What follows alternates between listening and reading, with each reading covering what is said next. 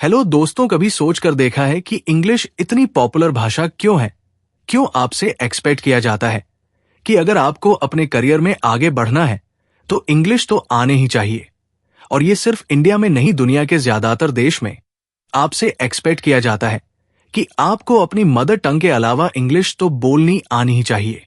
अंग्रेजी, एक भाषा जो कभी सिर्फ इंग्लैंड के कुछ इलाकों तक सीमित थी, आज दुनिया की सबसे ज्यादा बोली, समझी और सीखी जाने वाली भाषाओं में से एक है। वो भाषा जिसमें इंटरनेट पर सबसे ज्यादा कंटेंट है, जिसमें विज्ञान से लेकर सिनेमा तक का राज चलता है और जिसके बिना आज का ग्लोबल कम्युनिकेशन अधूरा लगता है। पर क्या आपने कभी सोचा है कि आखिर ये हुआ कैसे? कैसे एक देश की भाषा पूरी दुनिया की जुबान बन गई?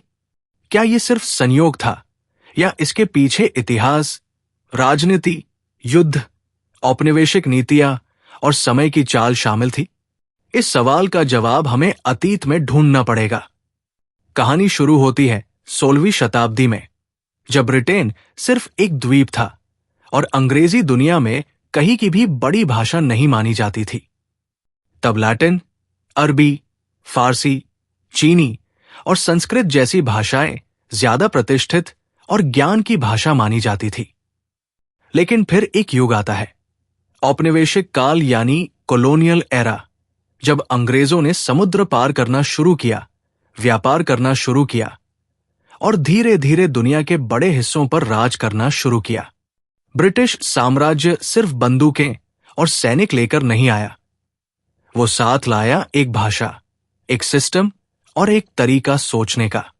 उन्होंने जिन देशों पर राज किया, जैसे Bharat, Africa, Caribbean, Australia, America, वहां अंग्रेजी को सरकार, शिक्षा और व्यापार की भाषा बना दिया और यहीं से अंग्रेजी का पहला बड़ा विस्तार शुरू हुआ।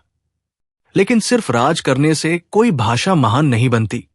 उसे लोकप्रिय बनाने के लिए जरूरत होती है कनेक्शन, संस्कृति और प्रासंगिकता की। ब्रिटिश शासन के बाद जब अमेरिका एक स्वतंत्र और शक्तिशाली देश बनकर उभरा, तब अंग्रेजी को एक नई रफ्तार मिली।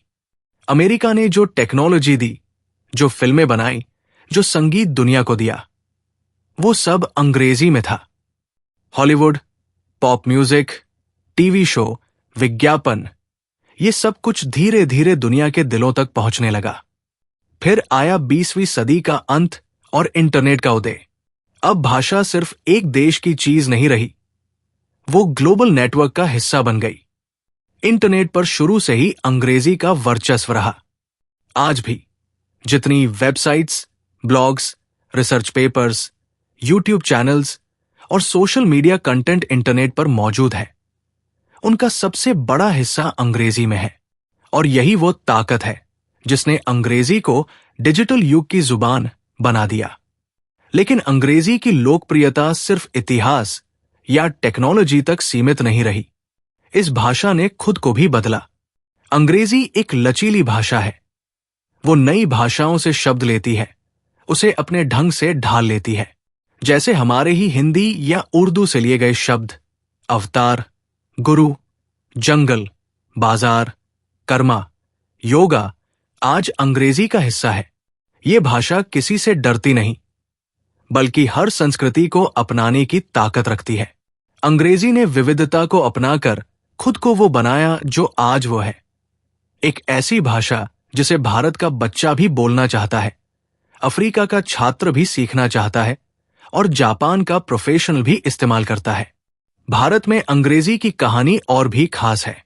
अंग्रेजों के शासन के दौरान इसे शिक्षा, प्रशासन और कानून की भाषा बना दिया गया।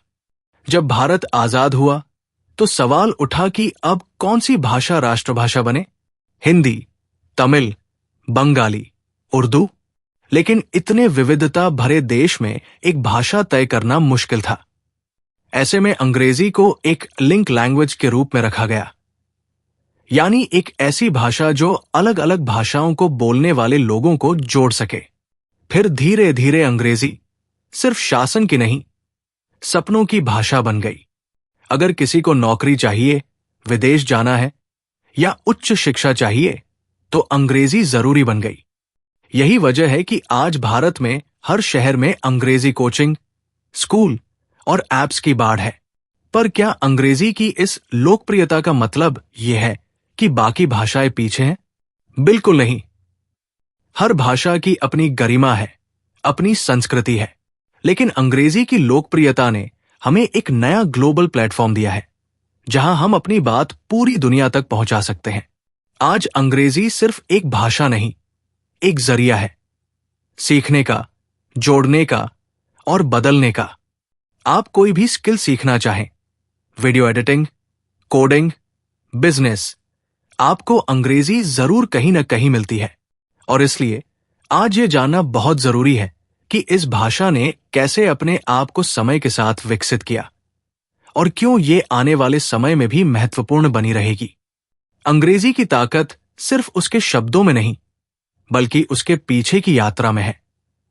एक यात्रा जो जहाजों से शुरू हुई, युद्धों से गुजरी, सिनेमा और विज्ञान से होते हुए अब मोबाइल और इंटरनेट तक आप पहुंची है। और आज आप इस वीडियो को देख रहे हैं, ये भी उसी यात्रा का हिस्सा है। मिलते हैं फिर अगली वीडियो में। बहुत बहुत धन्यवाद।